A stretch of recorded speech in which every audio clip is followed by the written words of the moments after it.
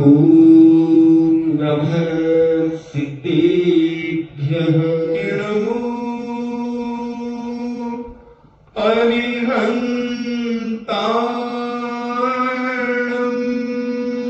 नमो अरिहन्ताणम्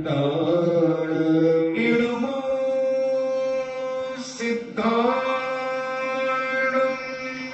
नमो सिद्धाणम् नमो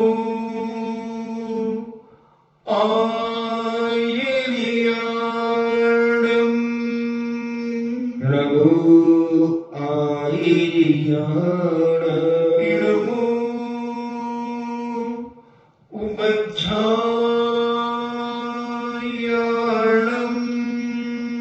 नमो वज्रायाणम् नमो लोये सब्बे साहूणम्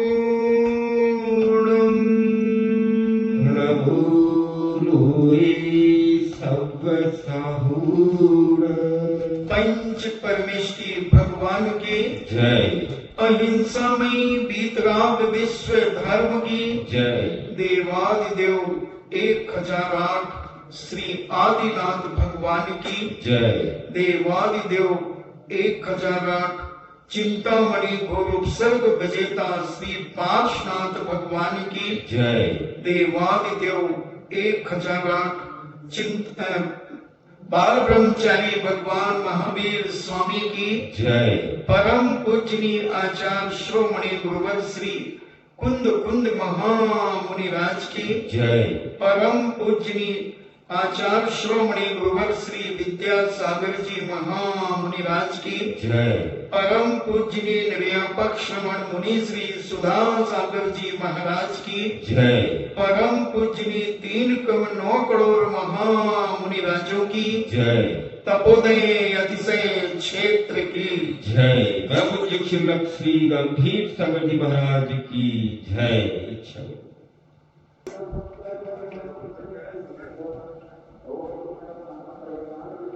चर्चा चल रही है। हम कल क्षमा धर्म के बारे में अपन ने समझा कि व्यक्ति के जीवन में अगर क्षमा नहीं है तो वह जीवन का विनाश करने में अग्रसर है, क्योंकि क्रोधी व्यक्ति सब कुछ आपा खो बैठता है। वो क्षमाशील व्यक्ति हर क्षण जागृत रहता है, और जो व्यक्ति जागृत रहता है, क्रोध और क्षमा को समझता है, वह व्यक्ति अपना कल्याण कर लेता है। क्षमा ऐसा लगता है कि क्षमा करने वाला कायर सा लगता है। लोग उसे कायर कह सकते हैं कि तेरे को इतनी गालियां बकी, उसने तूने कुछ नहीं बोला, ऐसे तो शेर बनता है। मगर वो क्षमाशील व्यक्ति जानता है कि इसमें दुर्गति मेरी ही है।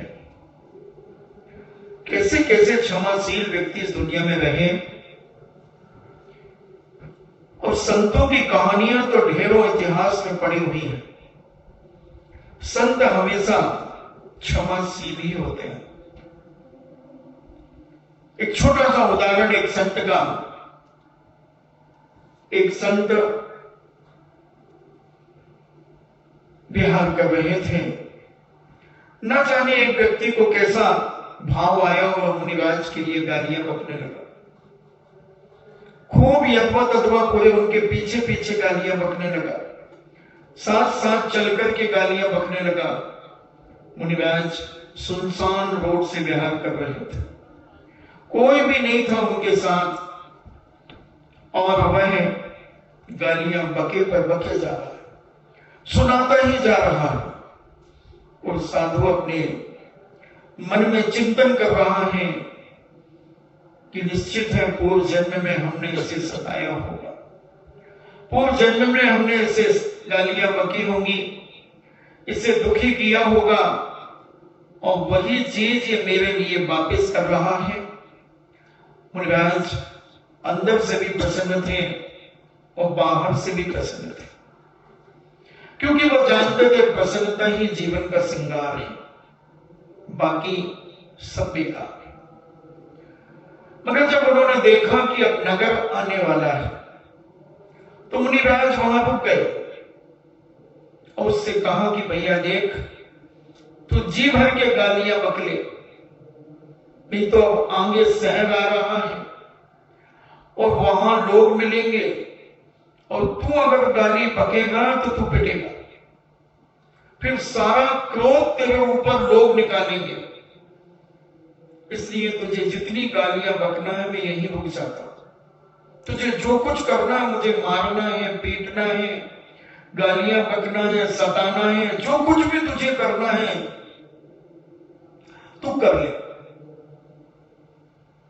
मैं आश्चर्यचकित हो गया कि मैं किलोमीटरों से इन्हें गाली बकता आ रहा हूं, बुरे शब्द कहता आ रहा हूं, जो मेरे मन में आया वो मैंने इनको कहा, मगर ये कितने सज्जन हैं, कितने महान हैं, कितने साधु पुरुष हैं कि इन्हें मेरी चिंता है कि अब शहर आ रहा है, गांव आ रहा है, और अगर गांव में मैंने गाली बकी तो सारे गांव के लोग मिलकर के मुझे मारेंगे, हो सकता है मेरी हत्या कर दें। ये साधु कह सकता है कि ये किलोमीटरों से मुझे गालियां बकता आ रहा है, मगर ये तो ऐसे महापुरुष हैं, इतने संतोषी महापुरुष हैं, कितने क्षमाशील हैं, और ये मुझसे कह रहे हैं कि तुम यहां रुक जाओ, मैं भी रुका हुआ हूं, तुम जी भर के अपने अंदर की सारी भड़ास निकाल लो। धन्य है, और वह चरणों में लौट गया।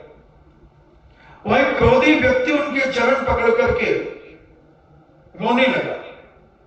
वो कहता है मुझे माफ कर दो। साधु कहता है कि मैं तो तुझे उसी क्षण से ही माफ कर रहा हूं जिस क्षण से तुम अपशब्दों और गाली का प्रयोग कर रहे थे।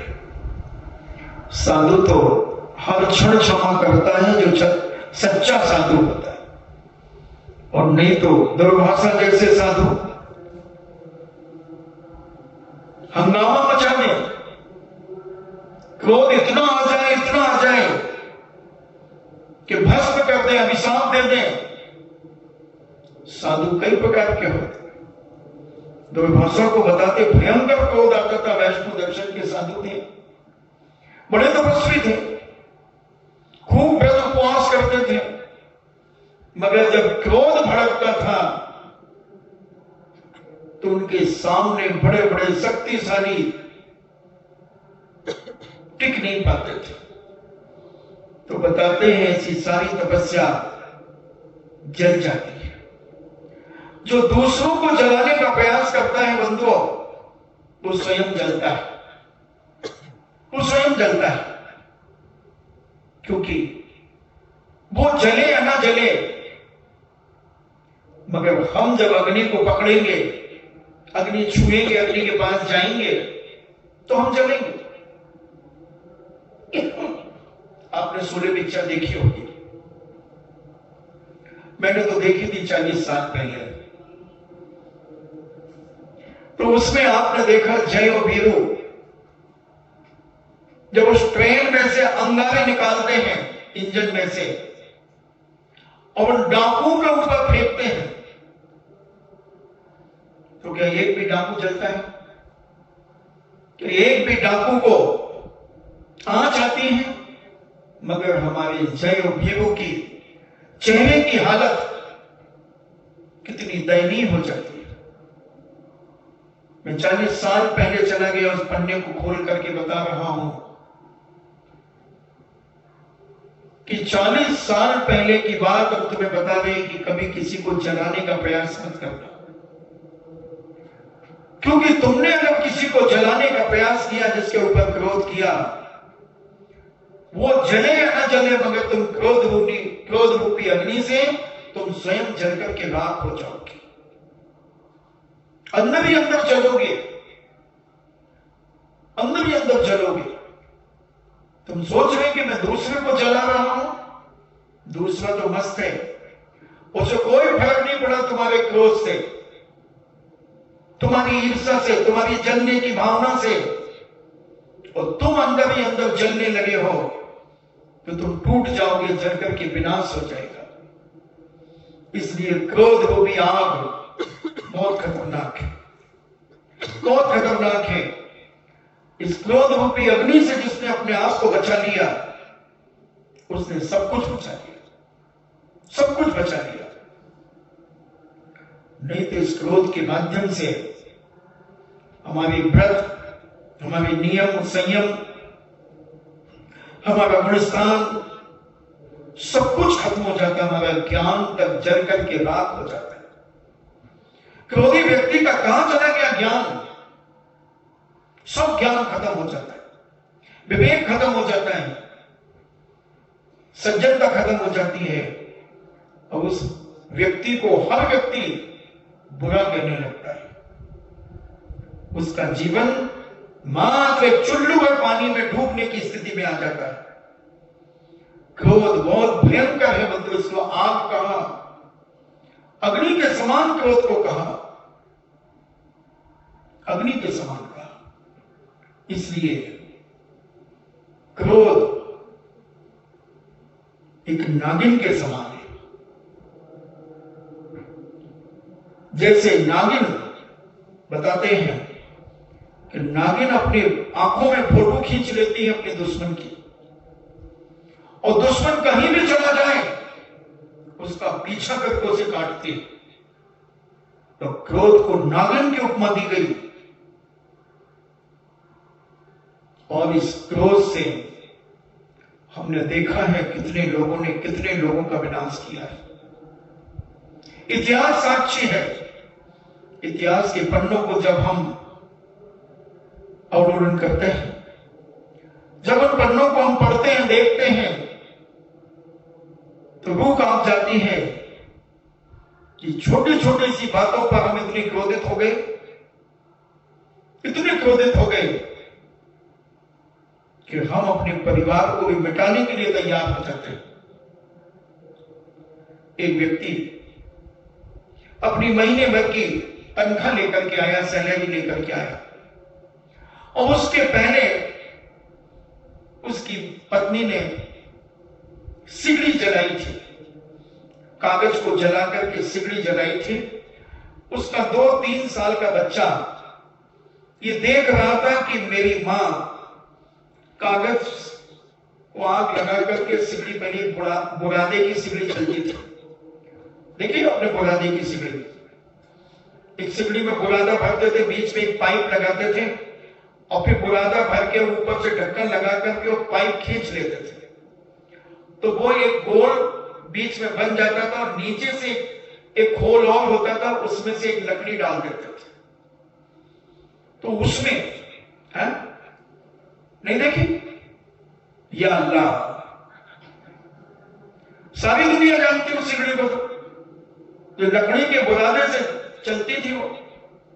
चलो हम बता दें, हम बता दो मैं तुमको कि बिल्कुल ऐसे गोल होती थी, बाल्टी जैसे, जैसे बाल्टी होती है, या जैसे तुम्हारी सिगड़ी होती है अंगारे की, तो वैसी होती थी। ऊपर से उसका एक ढक्कन होता था, जैसे ऑयल पेंट के डिब्बे का ढक्कन आता है, और उसके बीच में एक छेद होता था, और उसमें एक पाइप डाल करके आजू बाजू से बुरादा भर दिया जाता था, और टाइट बुरादा भर के ऊपर ढक्कन लगा देते थे, और फिर पाइप को ऐसे से घुमा करके खींच लेते थे, तो वो बुरादा चारों तरफ से उसमें जम जाता था, और फिर नीचे के छेद को निकाल कर ढक्कन उसका हटाकर फिर उसमें लकड़ी डाल देते थे, ऐसी लकड़ी जलाने के लिए। तो वो लकड़ी में मां कागज जला करके डाल रही थी, और जब वो अच्छी धधकने लगी तो उसमें सामान बनाते थे। तो ऐसी एक सिगड़ी, उसको सिगड़ी भी कहते थे, और वो बच्चा, पिताजी ने अपनी तनख्वाह लाकर के उस बच्चे को दे दी। और बच्चे ने उसमें से एक एक नोट निकाल करके वो सिगड़ी में डालने लगा। उस पिता को इतना गुस्सा आया, इतना गुस्सा आया, कहीं बाजू में एक चूल्हा जल रहा था, उसने उस बच्चे को चूल्हे में डाल दिया। क्रोध कितना खतरनाक होता है। ये नहीं देख पा रहा कि मेरी ही संतान है। कोई बात नहीं, नोट डाल दिए, 1 महीने की सैलरी तो जली, मगर तूने 9 महीने जिस बच्चे को गर्भ में रखा तेरी पत्नी ने, वो 1 महीने की सैलरी से भी कम कीमत का, और उसने जला दिया। वो जल गया, बच्चा नहीं बच पाया, आके मर गया। इसलिए भैया, क्रोध किसी को मार पाए या ना मार पाए, मगर तुम मर ही जाते हो। इसलिए हमारे संतों ने इस क्रोध के माध्यम से तुम्हें अनेक प्रकार के मार्ग दिखाए कि क्रोध से कितनी कितनी हानियां कर हमने आपको बताई, और इस क्षमा के माध्यम से कितने फायदे हैं हमने वो भी बताए। बड़े बड़े साधु संत इस क्षमा धर्म को धारण करते हुए अपने जीवन का कल्याण कर रहे थे, और उस शत्रु को भी कल्याण के मार्ग पर लगा देते हैं। पारसनाथ स्वामी का तो साक्षात उदाहरण है ही, और भी इतिहास के पन्ने भरे पड़े हैं, ग्रंथ भरे पड़े हैं। आज तक क्रोध करने वाला व्यक्ति कभी तरक्की नहीं कर पाया। उसका चेहरा देखने से ही पता लग जाता है कि ये व्यक्ति कितना क्रोधी है, और उस व्यक्ति से सज्जन व्यक्ति बात करना ही नहीं चाहते, क्योंकि वो जानते हैं कि इसका सोच बहुत छोटा है।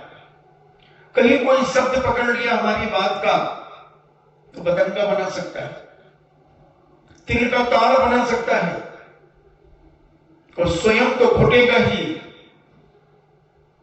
और दूसरों को भी परेशान कर सकता है। इसलिए सज्जन व्यक्ति इस प्रकार के लोगों से मिलना ही नहीं चाहते, उनके पास जाना ही नहीं चाहते। तो अपन ने कल और आज थोड़े से समय में क्रोध को समझा, और जितना हम क्रोध अपने अंदर से कम कर सकें उतना कम करना चाहिए। 2 बार सहन करने की आदत अगर तुम्हारे पास आ जाती है तो तुम इस क्रोध को धीरे धीरे काबू में पा सकते हो, क्रोध जीत सकते हो। और अगर तुमने कहा कि मैं कोई कम थोड़ी हूं, ईंट का जवाब पत्थर से अगर तुमने देना चाहा तो उसका भी सिर फूट जाएगा और तुम्हारा भी सिर फूटेगा। क्या फर्क पड़ता है, किसी ने कुछ कह दिया तो चिपक गया क्या, और चिपक गया तो झड़ा दो ना।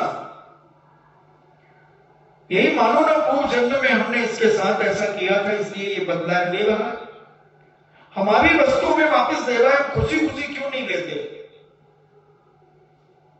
वो कुछ भी हो सकता है। जैसे कल उदाहरण दिया था कपड़े का, तो कितनी खुशी खुशी अपने कपड़े बंधु सेठ ने ले लिए, मगर हम जब कोई गालियां बकता है तो हम उन्हें क्यों नहीं लेते खुशी खुशी वापिस? महाराज जी ऐसे कैसे ले लें, आप भी गजब की बात करते हो। ऐसे होता है क्या? 4 लोगों के सामने कोई हमारा अपमान करे, हमें उल्टा सीधा बोले, तो हम कैसे सहन कर लेंगे? कोई हम मिट्टी का नहीं बने महाराज। आज ये फालतू की बातें मत करो। कह सकते हो, कह सकते हो, मगर ये बिल्कुल पक्का मानना कि जैसा तुम्हारे साथ हो रहा है वैसा तुमने उसके साथ किया है, किया है, किया है। इसमें कहीं से भी दो मत नहीं है। बस उस समय तुम इतने बलशाली थे, प्रभावशाली थे कि तुमने जब उसके साथ किया था तो तुम्हारे समर्थन करने वाले 50 खड़े थे, और वह व्यक्ति इतना कमजोर और मजबूर था कि उसने सब कुछ, तुम्हारी गालियां, तुम्हारी थप्पड़, सब सहन किया। आज वो बलजोर है और तुम कमजोर हो। कबहू आप भयो बलहीन, सबलन मिल खायो अतनी। छड़लाकार ने कहा ना कि जैसे बलजोर सिंह आदि खरगोश हिरण को मार करके खा जाते हैं, और जब खरगोश हिरण सिंह की पर्याय में आ जाते हैं और सिंह खरगोश की पर्याय में आ जाता है, तो वह खरगोश का जीव सिंह बनकर के, सिंह के जीव जो खरगोश बना उसे खा जाता है। अब इसी को तुम अपने ऊपर खटा लो कि जब तुम्हारा बैकग्राउंड, जिसे अपन कहते हैं आज की भाषा में, तुम्हारे सहयोगी बहुत सारे थे और तुमने जो कहा उन्होंने उस व्यक्ति को उतना जलील किया, मारा, पीटा, सब कुछ किया, और वह व्यक्ति इतना कम अमीर था कि उसने सब सहन किया, मगर एक टीस बना करके रख ली कि जब कभी मैं सबल बनूंगा, जब मैं तुम्हें देखूंगा। और आज तुम कमजोर बन गए और वो बलशाली बन गया, तो अब जो तुमने उसको दिया था वो आज तुम्हारे पास वापस देने आ रहा है, तो तुम उसे खुशी खुशी क्यों नहीं ले रहे हो? हमारे गर्दू सेठ ने कल आराम से अपने 5 जोड़ी कपड़े वापस ले लिए थे, ड्राई क्लीन से धुला करके उसने ले लिए। तो आप क्यों नहीं ले रहे हो? आपने जो इतने सारे लोगों के मिलके साथ उसे गालियां बकी थी, उसे मारा था, पीटा था, सब कुछ किया था, इतना क्रोध था तुम्हें, उस व्यक्ति ने उस समय सब सहन किया था, मगर वो कमजोर था, बलशाली नहीं था, इसलिए वो जहर का घूंट पी तो गया, मगर कसाई बना करके रख ली कि मैं तुझे छोड़ूंगा नहीं। और वह आज मान लो वर्तमान में संपन्न भी हो गया, बलशाली भी हो गया, प्रभावशाली भी हो गया, सब तरफ से साम दाम दंड भेद सब तरफ से योग हो गया, और तुम सब तरफ से कमजोर हो गए।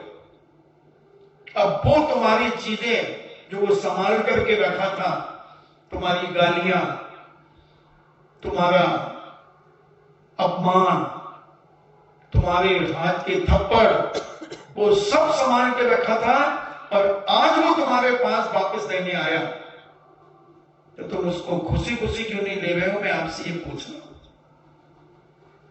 आपके ये विश्वास करो, भगवान महावीर स्वामी कह रहे हैं, भगवान राम कह रहे हैं, भगवान हनुमान कह रहे हैं, भगवान आदि ब्रह्मा ऋषभदेव कह रहे हैं कि ये सब तुम्हारा था, तुम ले लो अपनी चीज, और तुम अगर उसे लौटाओगे पुनः तो वो फिर देने वापस आएगा, फिर वापस देने आएगा।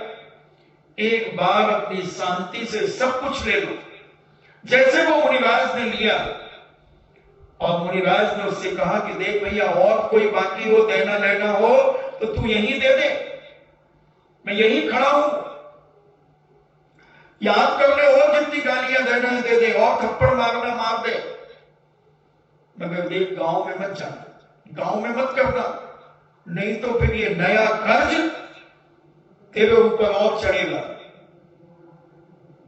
ऐसा विचार अगर हम अपने जीवन में कर लेते हैं भैया, तो हम क्षमा में पारंगत हो जाएंगे, और क्षमा में पारंगत होने वाला व्यक्ति का कभी विनाश नहीं होता। भले लोग वर्तमान में उसे कायर कह दें, मगर वो कायर नहीं है, वो धर्मात्मा, वो सज्जन है। सज्जन पुरुष छोटे लोगों के मुंह नहीं लगते, सज्जन पुरुष छोटे लोगों से ज्यादा बात नहीं करते। तो हम विचार करें कि उसने कुछ भी कहा, माफ कर दो, अपनी तो है, अपन ने ही पूर्व जन्म में ऐसा किया था, तो अपने पास आया, अपनी चीज वापस लेने में कोई हर्ज नहीं है बंधुओं, कोई हर्ज नहीं। आप मेरे दुपट्टे को, कपड़ों को धोने ले जाते हो तो मैं वापस ले लेता हूं कि नहीं लेता हूं? नहीं नहीं नहीं, ले जाओ, नहीं चाहिए मुझे। अगर कह दिया, क्योंकि अब अहंकार का भी बात है ना आज, अगर अहंकार में मैंने कहा ले जाओ, नहीं चाहिए, फिर कर क्या पहनोगे बेटा? फिर क्या करोगे? इसलिए शांति से ले लिए जाते हैं। हाँ, वहां रख दो, वहां डाल दो। तो वो चाहिए, अपनी वस्तु हमेशा शांति पूर्वक ही रहना चाहिए। ज्यादा अहंकार अगर दिखाया तो दाने दाने के लिए मोहताज हो जाओगे। इसलिए जैन दर्शन में बहुत व्यवस्थित व्यवस्था बनाई। क्षमा, फिर उसके बाद मार दो, मार दो। अब मार दो धर्म क्या है? यानी मान से रहित हो जाना, अहंकार से रहित हो जाना, घमंड से रहित हो जाना, ईगो से रहित हो जाना। ये जैन दर्शन कहता है। ईगो मुझे बहुत अच्छा लगता है, एक इंग्लिश का शब्द ईगो। ई यानी ईश्वर, और गो गेट आउट। कोई ईश्वर के पास से गेट आउट हो जाता है। कौन? जो ईगो रखता है, जो अहंकार रखता है, जो घमंड करता है, उसके जीवन का विनाश हो जाता है। वो धर्मात्मा होते हुए भी पापात्मा हो जाता है। बना रहे वो अपने आप में धर्मात्मा, मगर अहंकार उसे जमीन में भूल लुंठित कर देता है, उसे जमीन पर गिरा करके उसके जीवन का विनाश कर देता है। रावण जैसी ताकत, इतना बलशाली था रावण कि जब रावण पृथ्वी पर चलता था तो पृथ्वी कांपती थी। रावण इतना बलशाली था कि कैलाश पर्वत की जड़ों में घुस करके कैलाश पर्वत को उठा रहा था। इतना बलशाली था रावण, त्रिखंडापति रावण। मगर उस अहंकार के कारण उस पापी को लोगों ने इतना जलील किया, इतना जलील किया कि उसका नाम भी कोई रखने के लिए तैयार नहीं होता, कोई नाम रखने के लिए तैयार नहीं होता। विचार करें, इतना वैभव संपन्न कि सोने की लंका, दुनिया में किसी की सोने की लंका नहीं, सोने का नगर नहीं हुआ, सोने का राज्य नहीं हुआ, देश नहीं हुआ। बड़े बड़े सोनों को देखा मैंने, आज बड़े बड़े बाथरूम तो सुने कि सोने के बाथरूम है, सोने के पीकदान हैं, सोने की कार है, सोने की स्कूटी है, मगर पूरा संपूर्ण मकान सोने का हो नहीं, मोहल्ला सोने का हो नहीं। मगर रावण की लंका सोने की थी। इतना वैभव संपन्न व्यक्ति, इतना बलशाली व्यक्ति, मगर ऐसी दुर्गति क्यों चला गया कि जिसका कोई नाम लेने वाला भी नहीं बचा, कोई नाम लेने वाला भी नहीं बचा रावण का, क्योंकि वो अहंकारी था, मदहोश था, इतना मद में आ गया था, मद में इतना चूर हो गया था कि वह जनक नंदी सीता मां, मर्यादा पुरुषोत्तम राम की धर्मपत्नी, एक शीलवती नारी का अपहरण करने के लिए तैयार हो गया। उसे 16,000 रानियां कम पड़ गई। रावण की 16,000 रानियां थी जैन दर्शन के अनुसार। इतना मत में आ गया कि कोई मेरा कुछ बिगाड़ ही नहीं सकता,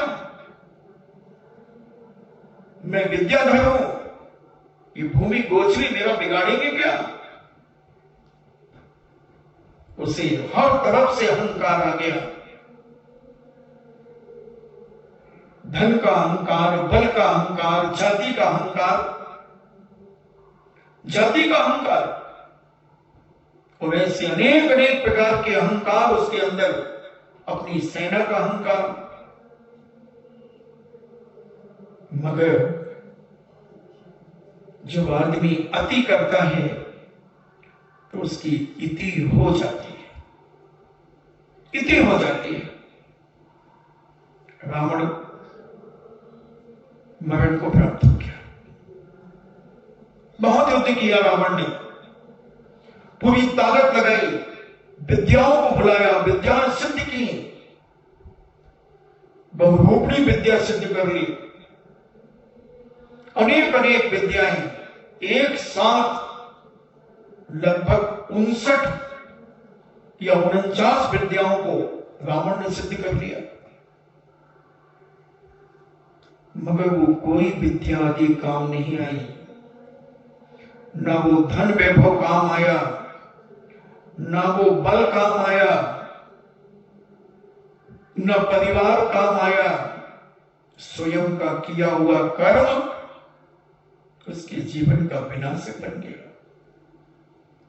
इसलिए बंधु अपने जीवन में कभी अहंकार नहीं करना चाहिए।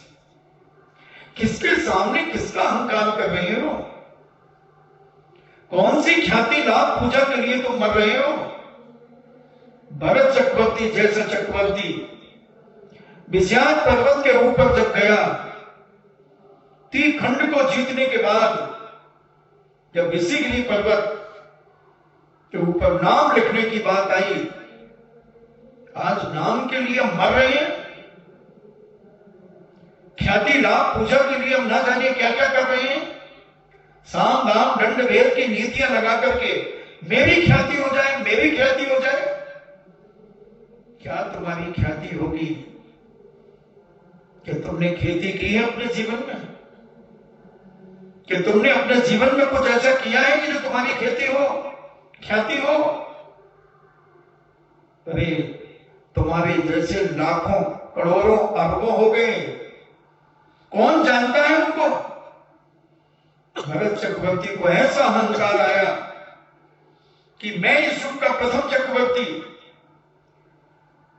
इस युग के प्रथम तीर्थंकर का प्रथम पुत्र, भगवान विष्णुदेव का पुत्र मैं भरत चक्रवर्ती, 6 खंड का अधिपति का मालिक।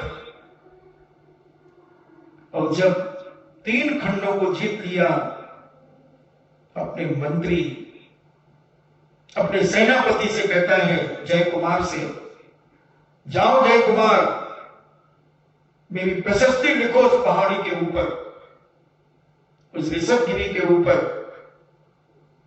और जब जय कुमार सेनापति कंकड़ी रत्न लेकर के जाता है तो देखता है कि वहां इतने चक्रवर्तियों के नाम लिखे, इतने चक्रवर्तियों के नाम लिखे हैं, और भरत ने अपनी इतनी बड़ी प्रशस्ति लिख के दी थी। वो कहता है, सेनापति महाराज की जय हो। महाराज, इसमें तो आपके भरत का भा लिखने की भी जगह नहीं है इस पहाड़ी पर। इतने चक्रवर्ती हो गए, इतने बड़े बड़े चक्रवर्ती हो गए, तुम क्या सोच रहे हो कि मैं पहला चक्रवर्ती हुआ हूं? होश में आओ, मत करो अहंकार इस चक्रवर्ती पद का। बहुत चक्रवर्ती हुए, आप देखो यहां पर लाखों करोड़ों चक्रवर्तियों के नाम लिखे हैं, तुम्हारा नाम लिखने का पहला अक्षर भी यहां लिखने की जगह नहीं है। पोस्ट कार्ड में तो अपन कहीं जगह निकाल करके लिख सकते हैं एक दो नाम, मगर उसमें तो कोई जगह नहीं। इतने नाम के ऊपर नाम चढ़े। चक्रवर्ती कहता, अच्छा ऐसी दशा है? हाँ महाराज, मगर वो अहंकार में था चक्रवर्ती। कहता है, मिटा दो किसी का नाम, दूसरे चक्रियों का नाम मिटा दो और मेरा नाम लिख दो। अरे दूसरों को मिटाकर तुम उठना चाहते हो,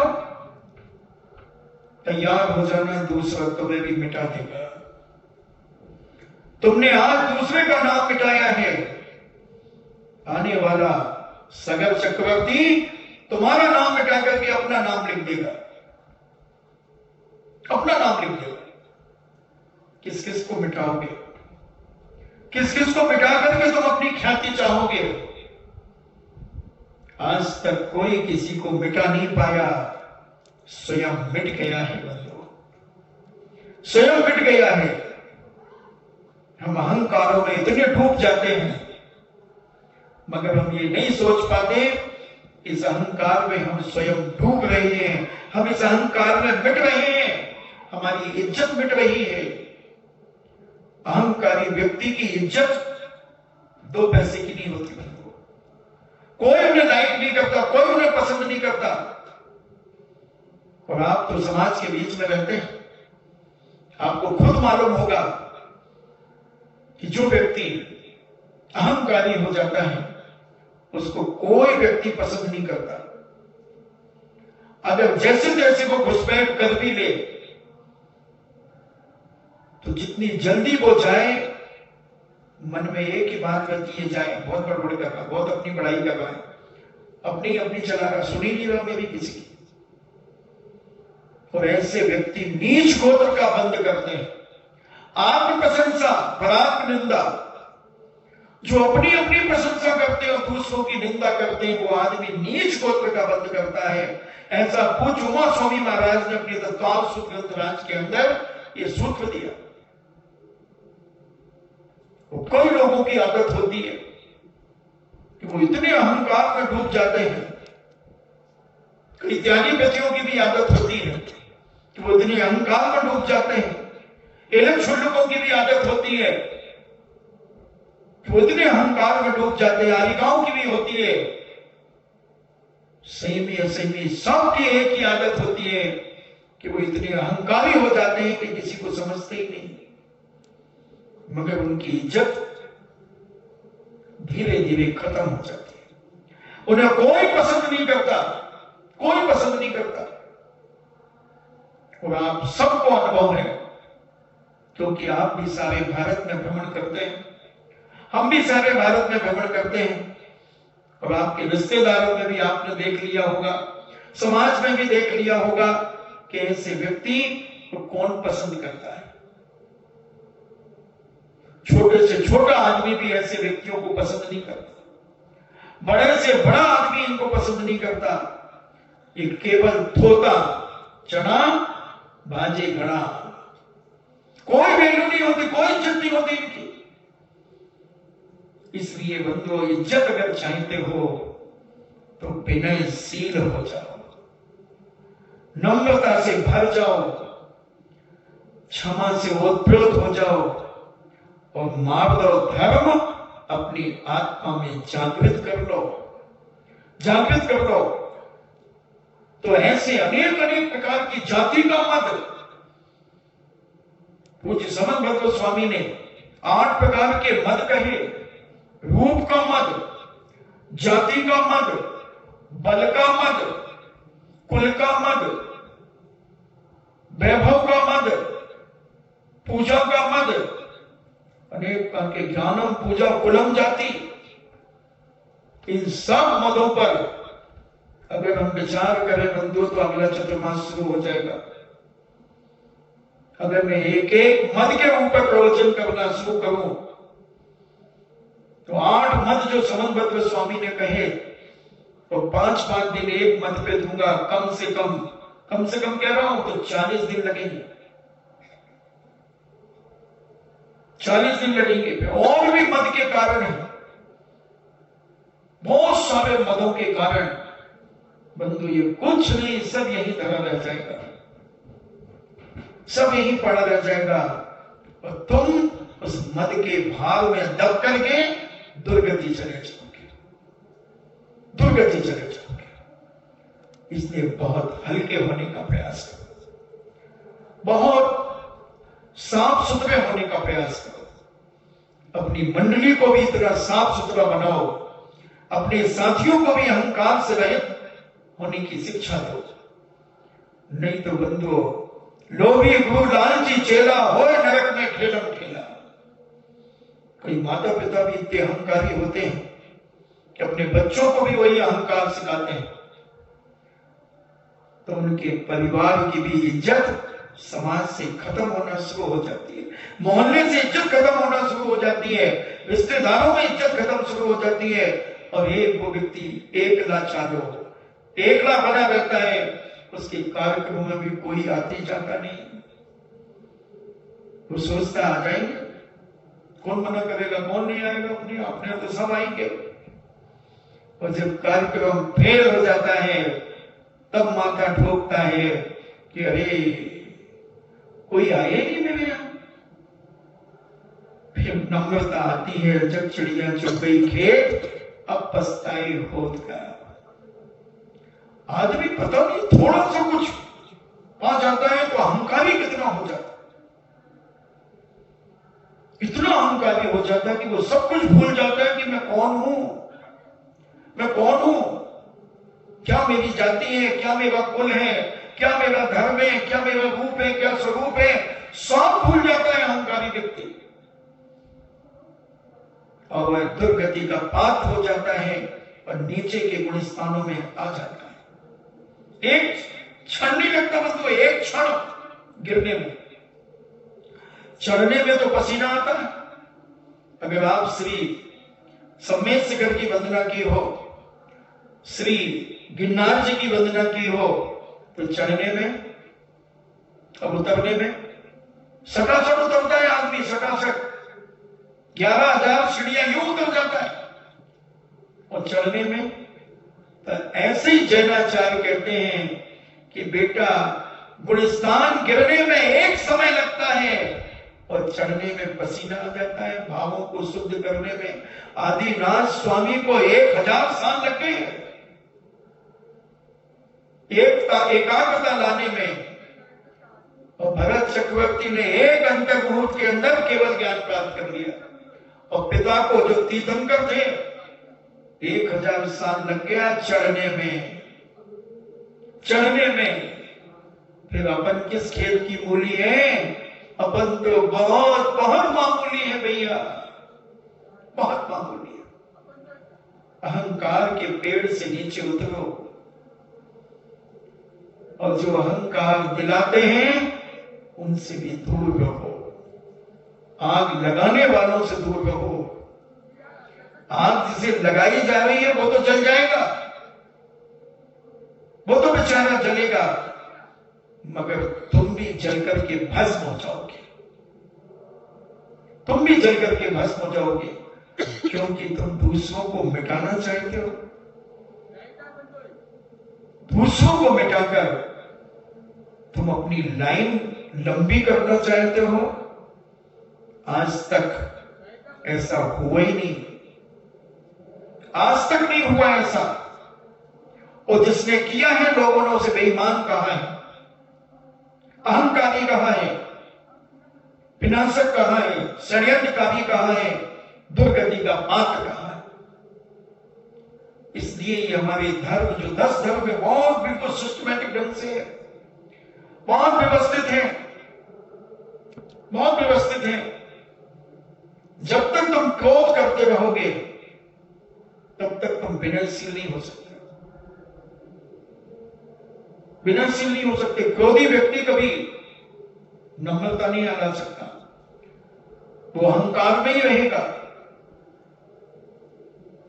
वो अहंकार में ही रहेगा क्रोधी। और जब अहंकार और क्रोध उसके साथ रहेगा तो वो छल कपट और मायाचारी भी करेगा।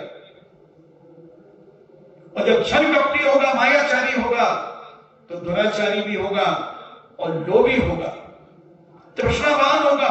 खाने में तृष्णा, देखने में तृष्णा, सुनने में तृष्णा, हर चीज में उसको लोभ होगा, हर चीज में लोभ होगा।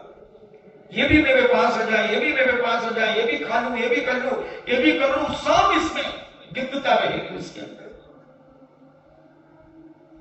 अपन सुनेंगे, क्योंकि 3 तारीख तक तो अभी लॉकडाउन है ही, अपन इस पर चर्चा तो करते रहेंगे, क्योंकि 10 धर्मों पर चर्चा करना है। भगवान आचार्य परमेष्ठी के 36 मूल गुणों पर चर्चा होना है, अभी तो 12 पे भी है। 10 धर्मों पर चर्चा शुरू की है, क्षमा पर। तो बंधुओं, इस मान कसाई को जिसने जीत लिया, उसने अपनी जिंदगी में इज्जत की, बड़े बड़े महल खड़े कर लिए, बड़े बड़े महल खड़े कर लिए। और ऐसे इज्जतदार व्यक्ति के मरने के बाद भी उसकी इज्जत होती है। और जो अहंकारी होते हैं, मरने के बाद भी उन्हें कोई पूछता नहीं, जीते जी भी नहीं पूछता, और मरने के बाद भी आदमी कहता अच्छा मरा, एक पापी हमारे मोहल्ले का चला गया। बहू बेटियां निकल नहीं पाती थी घर से, पापी जहां खड़ा हो जाता था वहीं बुरी नजर से देखता था। तो हम समझें कि ये उत्तम मार्दव धर्म को अगर हम अपने जीवन में, चलो उत्तम मत लगाओ, मार्दव ही धर्म समझ लो, नम्रता ही समझ लो, विनयशीलता ही समझ लो, थोड़ा झुकना सीख लो, थोड़ा झुकना सीख लो। और तुम अगर झुकना सीख गए तो तुम बहुत कुछ पा जाओगे, बहुत कुछ पा जाओगे बंधुओं।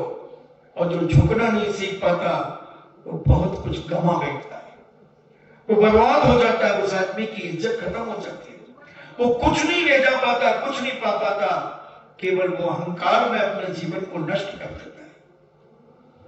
इतिहास भरा, दुर्योधन मिट गया, दुर्योधन मिट गया, अहंकार,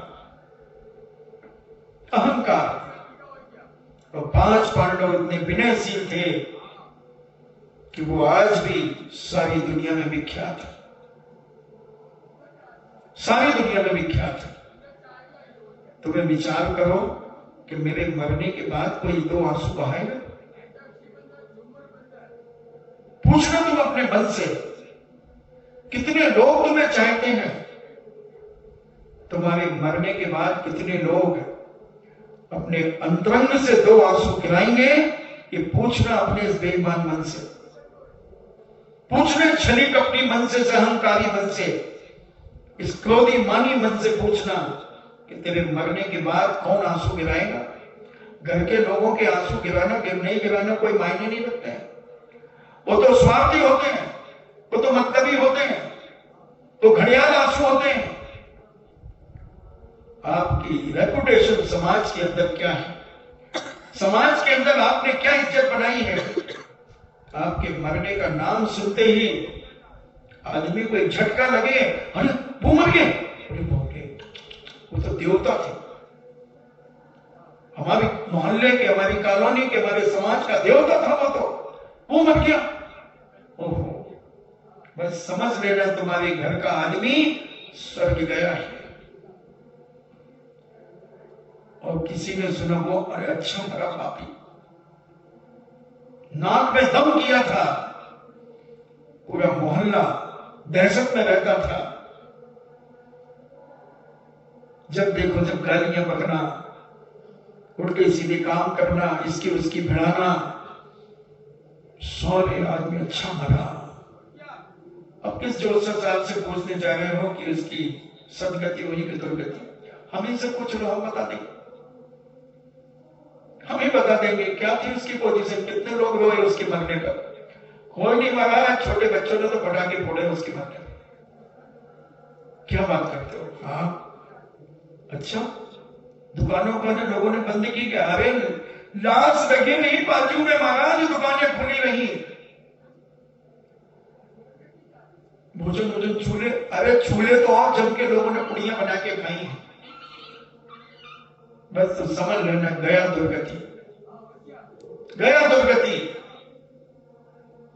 बंधुओं, थोड़े अहंकार के शिखर से नीचे उतरो, कोई जाति के मद में इतने मत फूल जाओ, रूप के मद में इतने मत फूल जाओ, कुल के मद में इतने मत फूल जाओ। इसलिए अगर अपना जीवन बचाना है तो कभी अहंकारों से सदा दूर रहना, और जो अहंकार की शिक्षा दी उनसे दूर रहना,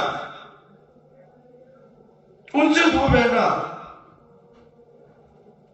अगर अपने जीवन को सुरक्षित चाहते हो और सही धर्मात्मा अगर बनना चाहते हो तो ऐसे शिक्षकों से भी दूर रहना जो शिक्षक तुम्हें अहंकार की बातें सिखाते हो, तुम्हें जाति के मद की बात सिखाते हो, तुम्हें कुल के मद की बात सिखाते हो, तुम्हें रूप के मद की बात सिखाते हो, तुम्हें बल के मद की बात सिखाते हो, तुम्हें अपने वैभव के मद की बात सिखाते हो।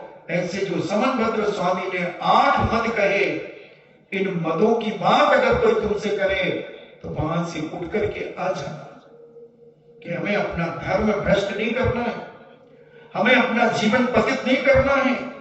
इन्हीं अहंकारों के कारण रावण जैसा व्यक्ति दुर्गति चला गया। भरत चक्रवर्ती जैसा अहंकार में जब आया तो अपने भरत का भा नहीं लिख पाया। मैं किस खेत की मूली हूं, मैं कौन सी ख्याति लाभ पूजा में पढ़कर के अपनी जिंदगी का विनाश करूंगा। तैयार रहना बंधुओं, ये छोटी सी जिंदगी मिली है अपने आप को संभालने के लिए, इधर उधर भिड़ाने के लिए नहीं, आग लगाने के लिए नहीं, आग बुझाने के लिए मिली है। आग बुझाओ, वो धर्मात्मा कहलाता है, और जो आग लगाता है वो पापात्मा कहलाता है। अपने जीवन को संभालो।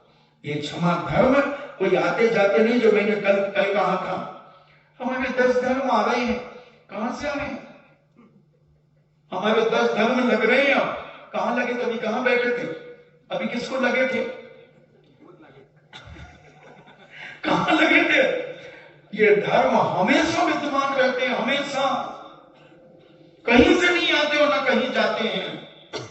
ये मुझे किशनगढ़ से याद आया, एक छोरा रात को 12 बजे, 12:30 बजे अनंत चतुर्दशी के दिन चाट खा रहा था। तो उसे किसी ने कहा, अरे तुम्हारे तो 10 लाक्षण पर्व चल रहे। बोले नहीं, वो तो चले गए, खत्म हो गए।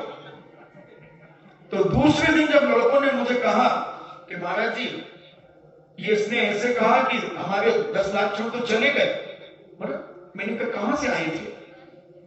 कहां से आए थे 10 लाक्षण जो चले गए? ये तो सदा काल हैं, ये तो जाते ही नहीं। उस समय से मैंने 6-6, 8-8 महीने 10 लाक्षण पर प्रवचन दिए कि आदमी को समझना बहुत जरूरी है।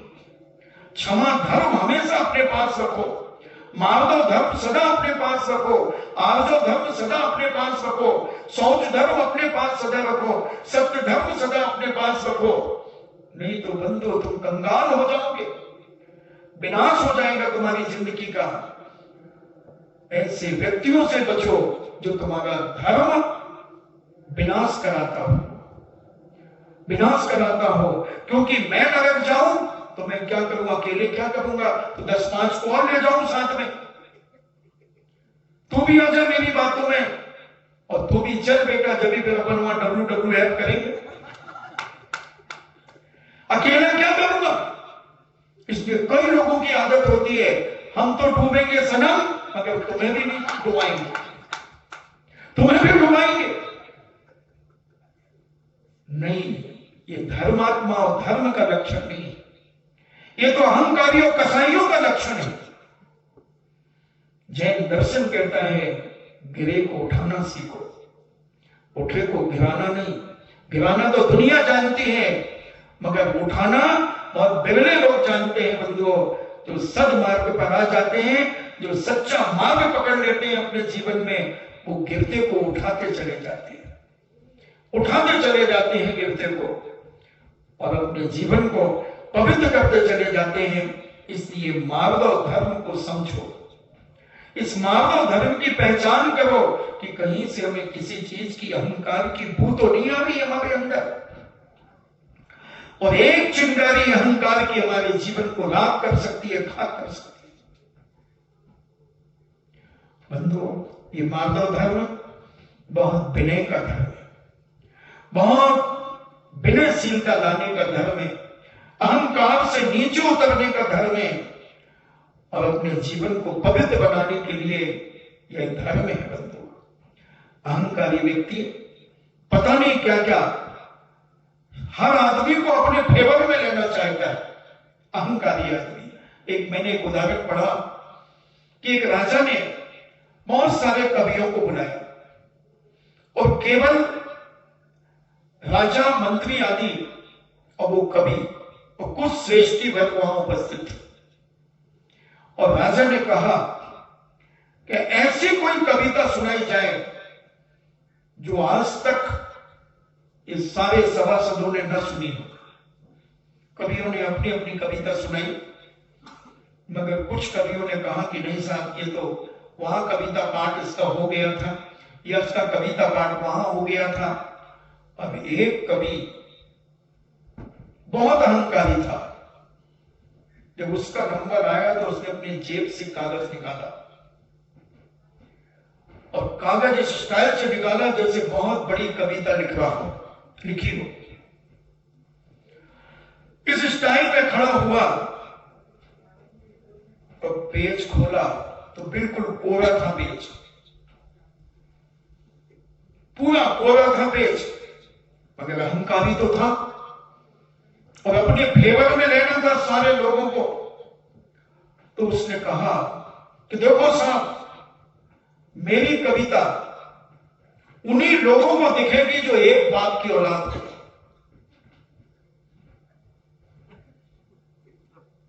और अगर जिसको कविता नहीं दिखी इस पेज पर तो आप समझ लो।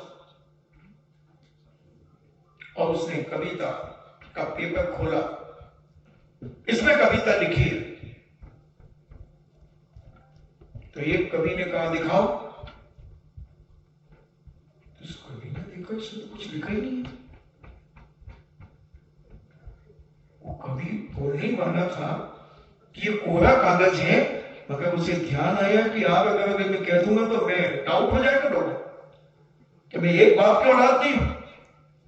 तो उसे अहंकार की पुष्टि करने के लिए, वाह क्या कविता है जो आज तक नहीं पढ़ी गई, सुभान अल्लाह, सुभान अल्लाह, क्या कविता लिखी गई।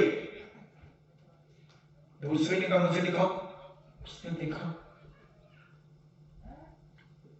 वाह इंशाअल्लाह, क्या कविता, क्या कविता।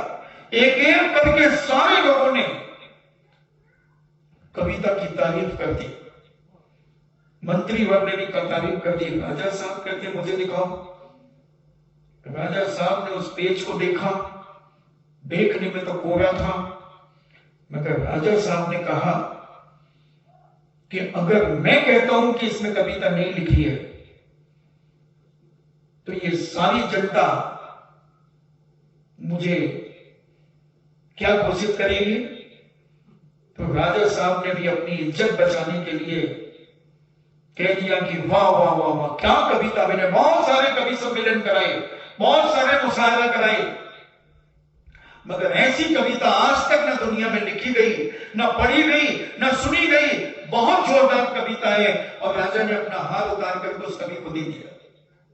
यह है चोर चोर मौसेरे भाई, यह है अहंकारी और बेईमान लोग कि हमारा सपोर्टर बन जाए आदमी, हम इतने ज्यादा विख्यात हो जाए चाहे हम अंदर से खोखले क्यों ना, क्योंकि उसको कविता नहीं आती थी, अहंकारी था।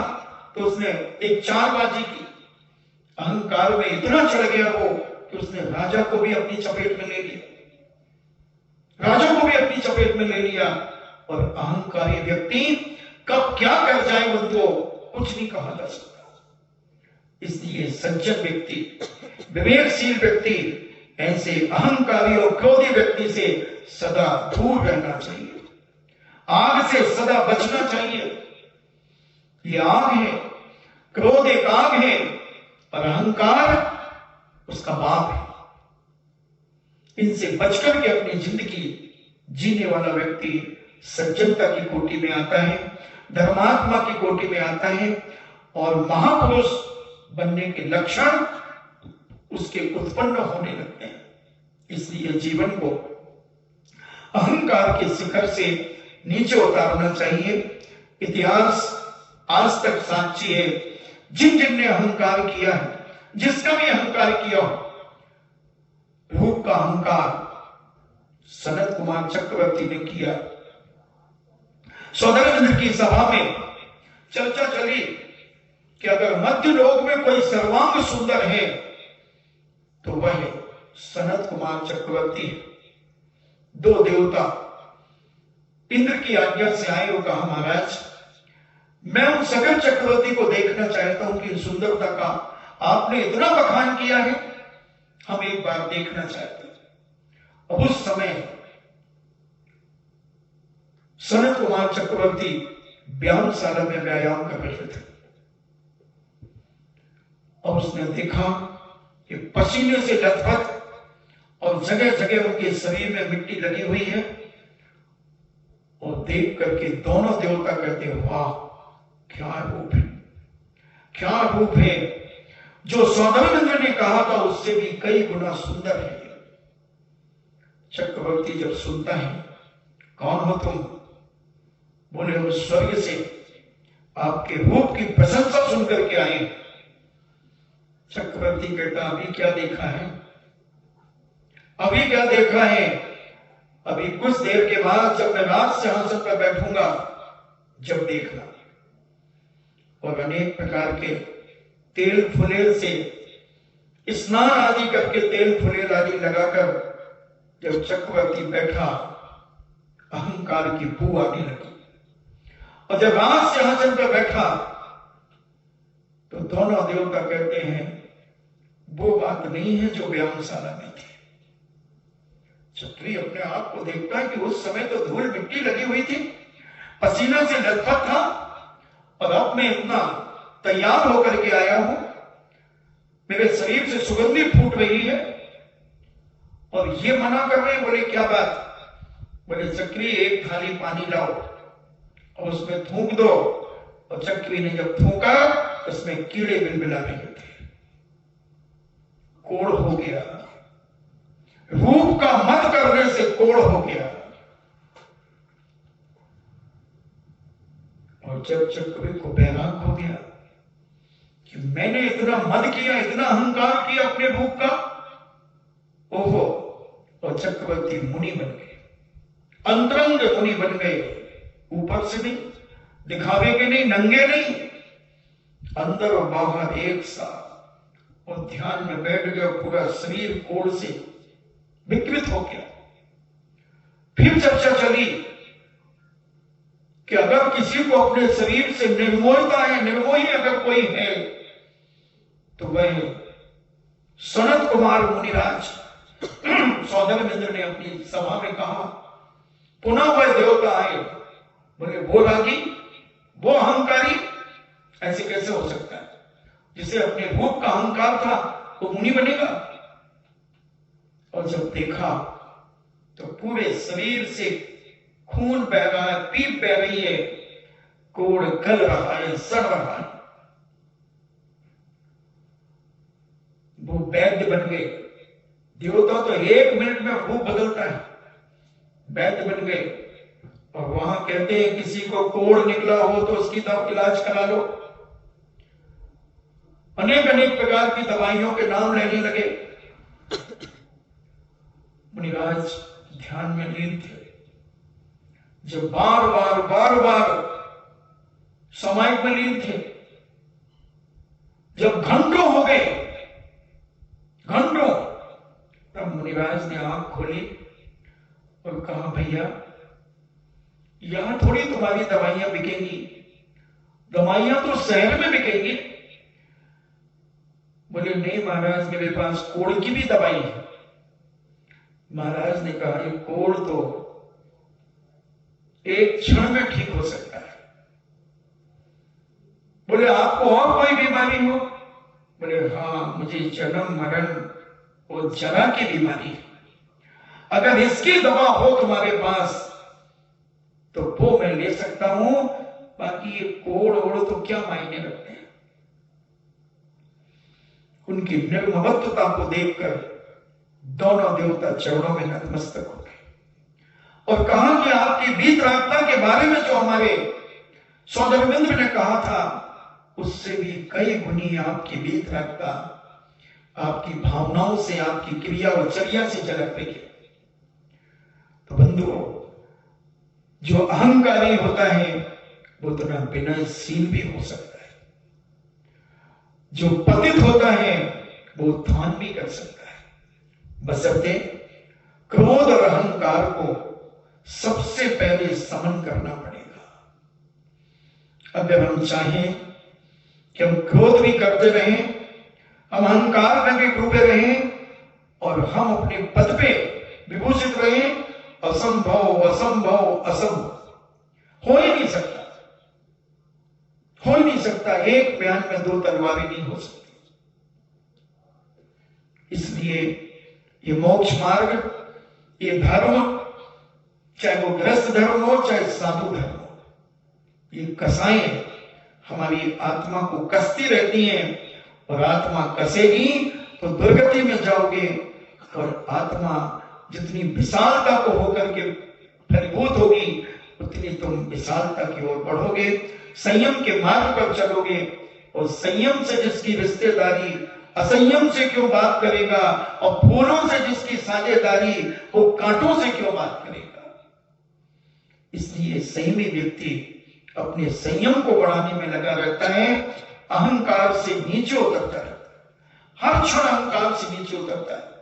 अगर कहीं उसे महसूस हो जाता है कि मेरे अंदर कोई अहंकार आ गया, क्रोध आ गया, उसी समय प्रतिक्रमण में बैठ जाता है, उसी समय अपनी आलोचना, निंदा, गला करने लगता है, अपने आप को धिक्कारने लगता है कि मैं पापी, इतना अहंकारी, मैं क्रोधी, गुलिस्तान गिर जाएगा।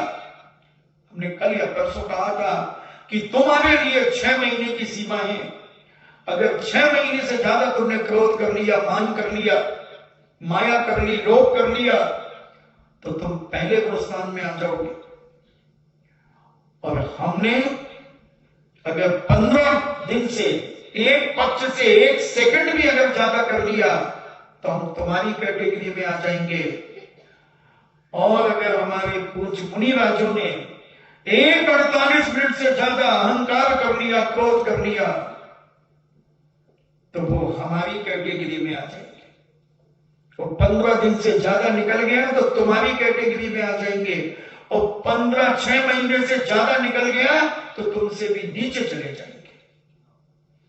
ये थर्मामीटर है, ये पक्षपात नहीं करता। थर्मामीटर लगाओ, वो बुखार बताता है कि आपको इतना बुखार है।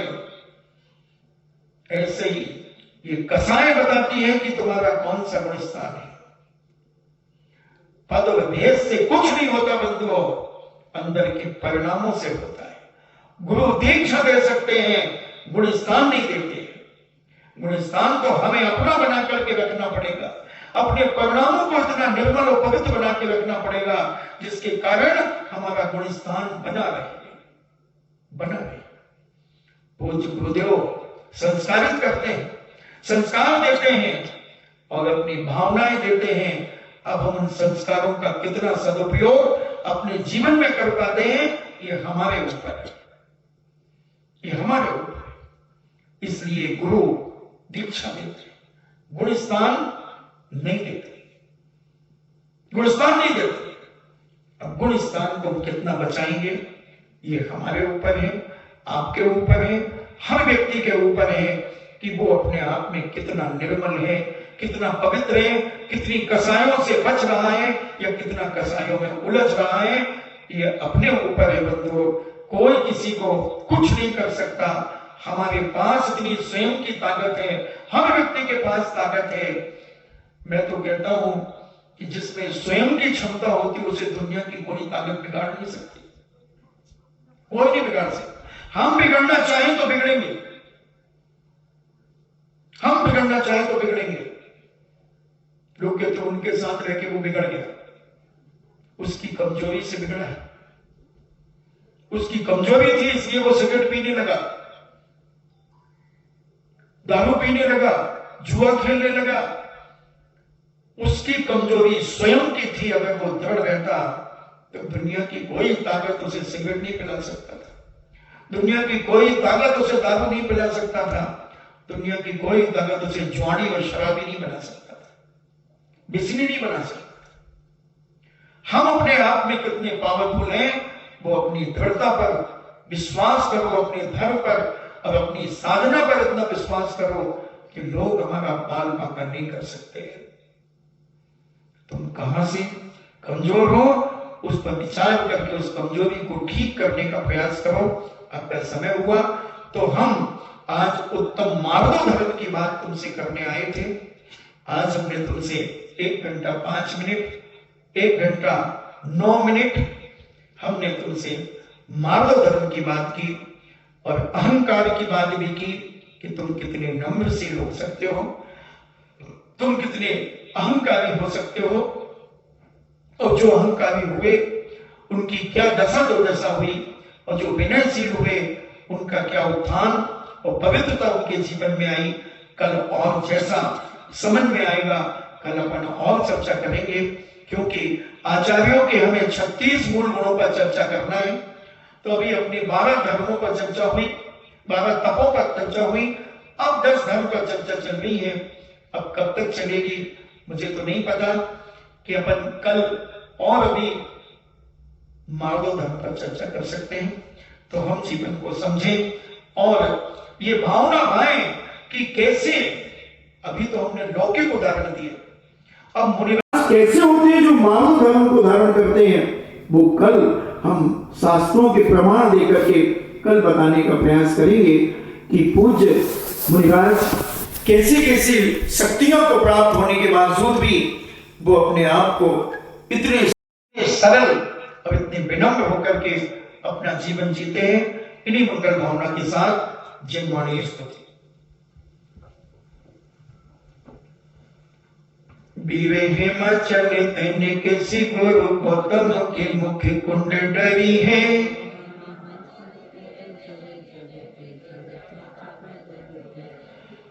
ज्ञान पयो निधि माही गली बहु भंग तरंगन सोचरी है।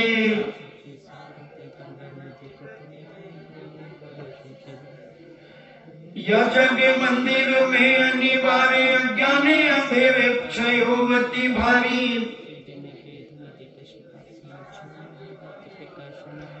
तो किस भांति पदारथ पाति कहाँ नहीं तेवे ते अभिचारी।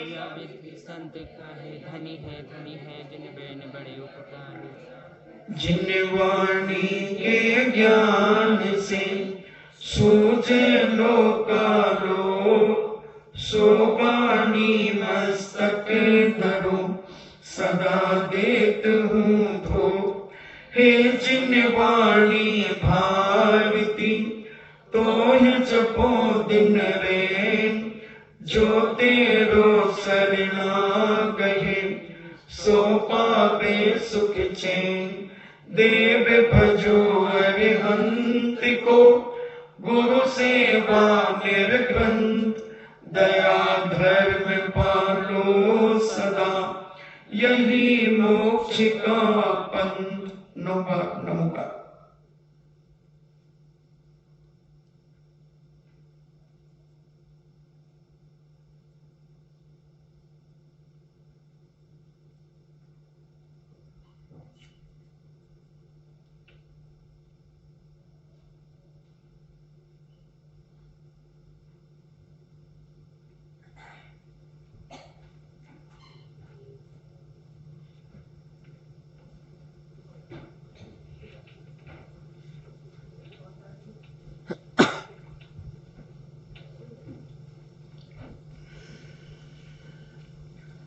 परम पूज्य द्वादशाम जिनवाणी माता की सुत देवता सुत देवता सुत देवता जैनम जेतु शासनम वंदे विद्यासागरम, जैनम जेतु शासनम वंदे विद्यासागरम, जैनम जेतु शासनम वंदे विद्यासागरम।